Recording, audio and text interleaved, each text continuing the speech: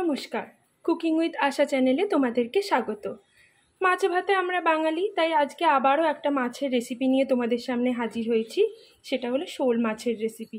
এই মাছ খেলে কিন্তু গায়ে খুব রক্ত হয়, আর এই মাছের মধ্যে ছোট ছোট কাঁটা নেই বলে এটা বাচ্চাদেরও খুব প্রিয়। আর প্রত্যেকটা মাছ রান্নার যেমন একটা নিজস্ব পদ্ধতি থাকে, যেই পদ্ধতিতে মাছটা খুব টেস্টি হয় খেতে, সেরকম শোল মাছেরও কিন্তু একটা পদ্ধতি আছে, যাতে করে মাছটা কিন্তু খুব টেস্টি হয় আর গরম এক থালা ভাত কিন্তু নিমেষের মধ্যে সাবার হয়ে যায়। তো দেখো, তাহলে দেখে নেওয়া যাক সেই রেসিপি। এখানে শোল মাছ বাজার থেকে কেটেই নিয়ে এসেছিলো, এটাকে ধুয়ে নুন হলুদ মাখিয়ে নিয়েছি। এখানে আলু নিয়েছি, আমাদের মাছের ঝোলে সবাই আলু খেতে খুব পছন্দ করে।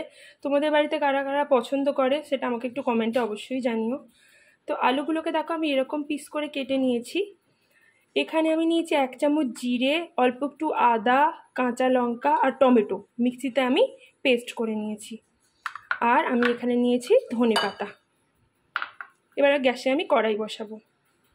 গ্যাসে আমি কড়াই বসিয়ে দিয়েছিলাম আর তাতে সর্ষের তেল দিয়ে দিয়েছিলাম। তো তেলটা এখন খুব ভালোভাবে গরম হয়ে গেছে। এখন আমি এতে মাছগুলো দিয়ে দেবো।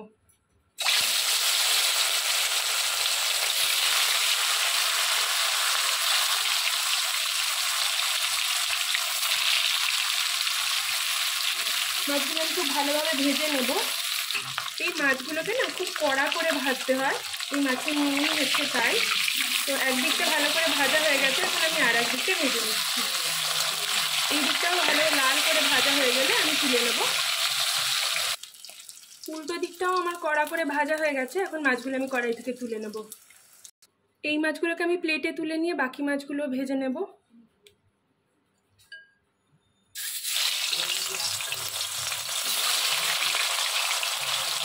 মাছগুলো সব ভেজে কড়াই থেকে তুলে নিয়েছি। এখন এই তেলটার মধ্যে দেখো, তোমাদের আলু ভাজার একটা ট্রিক শিখিয়ে দিচ্ছি, মানে আলুটা সেদ্ধও হয়ে যাবে আবার ভাজাও হয়ে যাবে, সেটা একটা ট্রিক শিখিয়ে দিচ্ছি। আলুগুলো কড়াইতে দেওয়ার পর আলুর আন্দাজে নুন আর একটুখানি হলুদ দিয়ে গ্যাসের ফ্লেমটাকে বাড়িয়ে দিয়ে 1/2 মিনিট মতো নাড়াচাড়া করবে। ঠিক 1/2 মিনিট মতো গ্যাসের ফ্লেমটাকে বাড়িয়ে দিয়ে আলুগুলোকে নাড়াচাড়া করার পর আলুটাকে কড়াইটা ঢাকা দিয়ে গ্যাসের ফ্লেমটা কমিয়ে দেবে। এইভাবে কিন্তু ততক্ষণ পর্যন্ত মাঝখানে নাড়াচাড়া করবে, কড়াইটা খুলে ঢাকনাটা খুলে মাঝে মাঝে নাড়াচাড়া করবে যতক্ষণ না পর্যন্ত আলুটা সেদ্ধ হচ্ছে। এখন আমি ঢাকাটা খুলবো। দেখো আলুটা কিন্তু ভাজা হয়ে গেছে আর সেদ্ধও হয়ে গেছে খুব ভালোভাবে। এখন আমি জিরে ফোড়ন দেব। জিরে ফোড়ন দিয়ে দিলাম। জিরেটা যেই ভাজা ভাজা হবে, তো এখানে দেখো আমি যে পেস্টটা করে রেখেছিলাম, জিরে আদা কাঁচা লঙ্কা টমেটো দিয়ে মিক্সিতে পেস্ট করে রেখেছিলাম, এর মধ্যে ঝোলের আন্দাজে নুন হলুদ কাশ্মীরি লঙ্কার গুঁড়ো আর অল্প একটু টেস্টটাকে ব্যালেন্স করার জন্য চিনি দিয়ে নিয়েছি। এইটা এখন দিয়ে নেব। এটা দিয়ে আমি ভালো করে কষাবো, গ্যাসের ফ্লেমটা বাড়িয়ে দেবো। এটাকে আমি ভালো করে কষাবো। এটা ভালো করে কষাবো। আমি একটু মশলার বাটি ধোয়া জলটাও দিয়ে দেবো এর মধ্যে।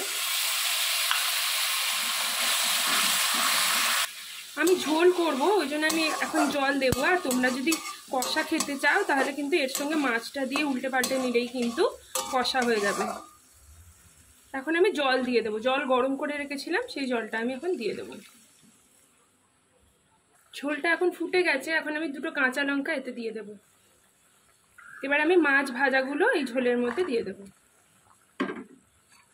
দিয়ে এটা 5 মিনিট মতন আমি ফোটাবো ঝোলটা। 5 মিনিট হলো ঝোলটা ফুটছে, এখন আমি এতে একটু গরম মশলা দিয়ে দেবো আর আমি ধনে পাতাগুলো দিয়ে দেবো।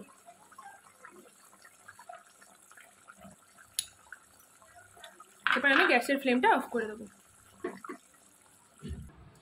আমি প্লেটে ঢেলে নিয়েছি সার্ভ করার জন্য। তোমরাও কিন্তু ঠিক এই প্রসেসে শোল মাছটা বানিও, আর কেমন হয় আমাকে অবশ্যই জানিও। আর লাইক কমেন্ট শেয়ার করতে ভুলো না, আমার চ্যানেলটাকে সাবস্ক্রাইব করতে ভুলো না, আর বেল আইকনটাও কিন্তু প্রেস করতে ভুলো না আমার নিত্য নতুন রেসিপির আপডেট পাওয়ার জন্য। ধন্যবাদ।